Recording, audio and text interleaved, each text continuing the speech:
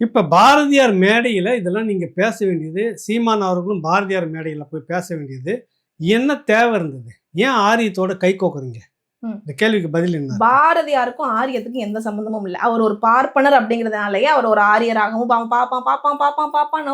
பாப்பான் யார் இல்லைன்னு சொன்னா? எங்க ஐயா நெல்லைக்கண்ணன் சொல்றாருல்ல, அவர் ஒரு கதையை உதாரணமா சொல்றாரு. ஒரு சலவை தொழிலாளி வீட்டுக்கு பாரதியார் போறார். போகும்போது அவங்க வீட்டுல இட்லி சாப்பிட்டு இருந்தாங்களாமா. பாரதியாரும் போய் உட்கார்ந்து எனக்கு 2 இட்லி கொடுங்கன்னு கேட்டாராம். அதை பார்த்து யாரோ அந்த வழியா போகக்கூடிய ஒரு பார்ப்பனர், பாரதியாருடைய சமூகத்தை சேர்ந்தவர், அவர் பார்த்துட்டு என்ன இப்படி உட்காந்துருக்கீங்க ஐயர்வாள், வாங்க வெளியில வாங்க அப்படின்னு கூப்பிட்டதுக்கு, நம்மாத்து இட்லியை விட இது நல்லா இருக்கிறதுன்னு சொன்னாராம். ரொம்ப சாஃப்டா இருக்கிறது, மிருதுவா இருக்கிறது அப்படின்னு சொன்னாராம். அதை சொல்லி நெல்லைக்கண்ணன் சொல்றாரு, இதனால தாங்க எனக்கு இந்த பாப்பானை பிடிக்கும். மேற்கொண்டு நல்லா இருக்குன்னு சொல்லிவிட்டு நம்மாத்து இட்லியை விட இது நல்லா இருக்கிறதுன்னு சொல்றாரு பத்தியா, சண்டை வளர்க்குறாரு, உரண்டை வளர்க்குறாரு பத்தியா, அதனாலதான் அந்த ஐயன் எனக்கு பிடிக்கும் அப்படிங்கிறாரு. பாரதிய பார்ப்பனாவே நாங்க ஏத்துக்கிறோம். ஏன் தமிழ் சமூகத்துக்காக போராடின பாப்பான். அதனாலதான் நிச்சயமாக அப்படி நீங்க புறந்தள்ளிட்டு போக முடியாது.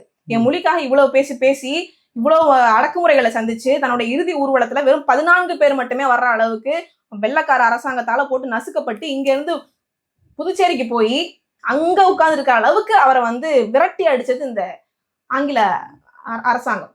அதையும் தாண்டி ஆங்கிலேயர்கள் என்ன சொல்றாங்க, பாரதியுடைய பாட்டையும் சிதம்பரத்துடைய சிதம்பரத்துடைய பேச்சையும் கேட்டா செத்த போனதுக்கு கூட உயிர் வந்துருங்கிறான். சொன்னானா இல்லையா?